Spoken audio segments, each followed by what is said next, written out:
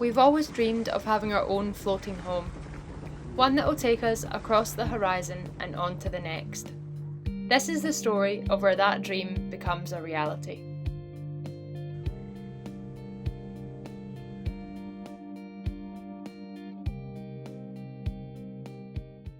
We both grew up by the ocean, making the absolute most of what the Big Blue has to offer.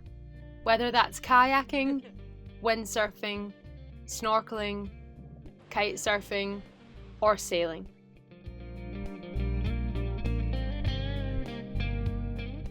This love for adventure led us to buy our first boat together, a small 3-metre punt that travelled across the country from Queensland to Western Australia.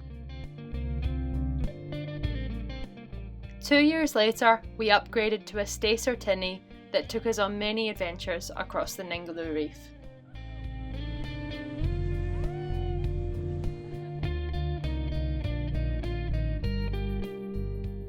Fast forward to 2024 and it was time for a third upgrade, one that we had only dreamed of. After almost 4 years of scrimping and saving, we were finally in a position to start looking for our first yacht. We scrolled through hundreds of online listings, spoke to brokers, visited sailing clubs, and even considered becoming pirates. But eventually, we found the first boat that took our fancy.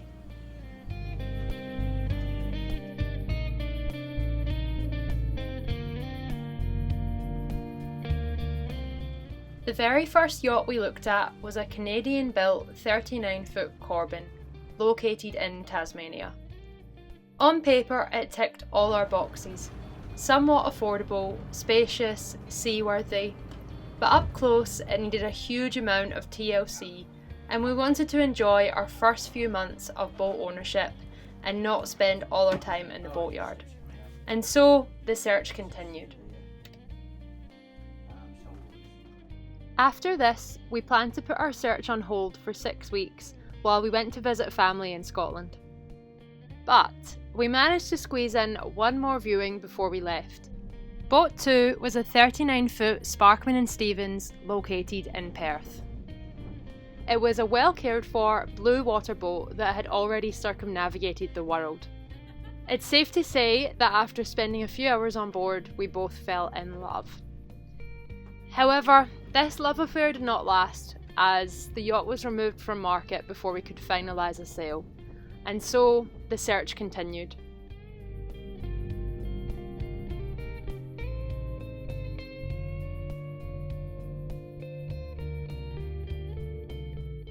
Soon after, we noticed that there wasn't many other yachts for sale in Western Australia, so maybe we had to search elsewhere.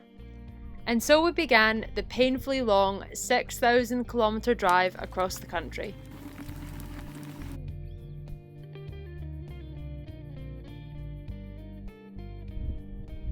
After breaking down on the Nullarbor, eating flies, playing in the snow, and finding an orphan Joey, we eventually made it to the east coast of Australia, where we found boat number 3.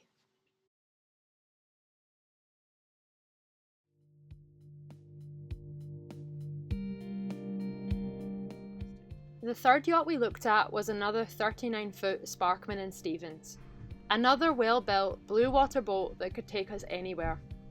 An absolute beauty that we loved, but unfortunately, this one was a bit more work than we were prepared for, as it required a new teak deck, which would have completely blown our budget.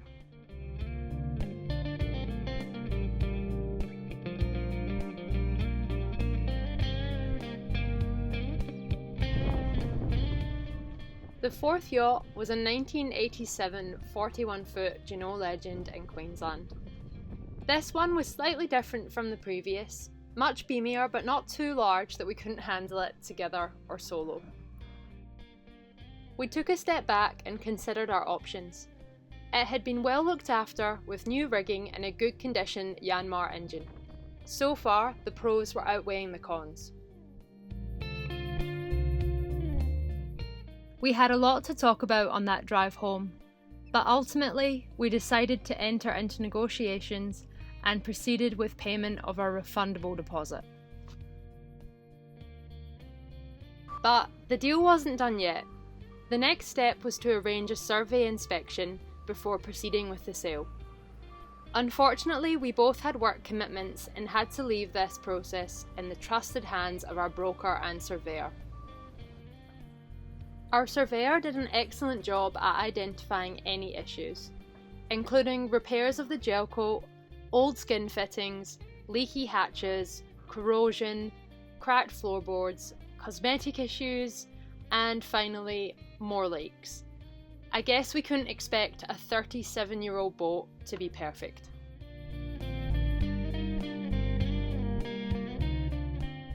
This is the point where you can decide to commit to the sale and pay the sum by a settlement date, or request a refund of the deposit if you are not fully satisfied with the condition of the boat. The next step was to arrange insurance. This is a requirement to keep any yacht in a marina, and let's just say the insurance companies do not make it easy. But eventually, we were given the green light. And so, we paid the remainder of the sum, and the boat was ours.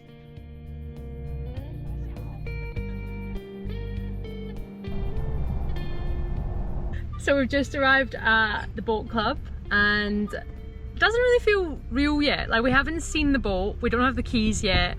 Very excited, but also kind of nervous as well. Like, it's probably the biggest commitment I've ever made in my life, so.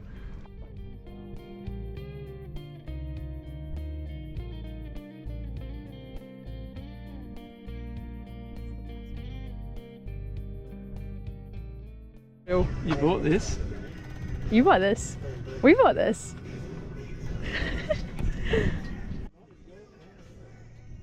Oh my god.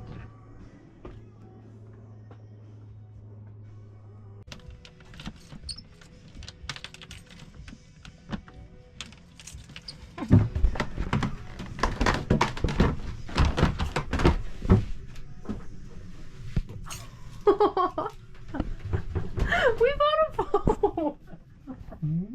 Yes. You happy? Who's going so bad? Can we get a neighbour? Hey! Wow.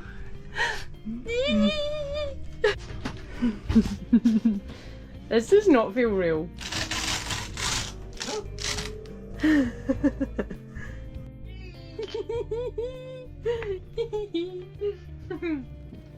Buying a boat is a series of emotional peaks and troughs that will make you question if it's all worth it. I guess we're about to find out the answer to that question. Introducing Mon Ami.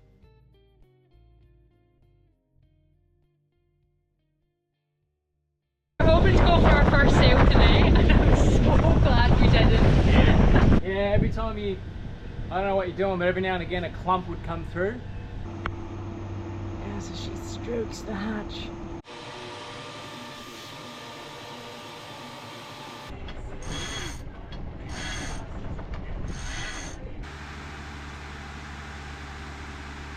Yeah, it's real bad. It's worse than I thought.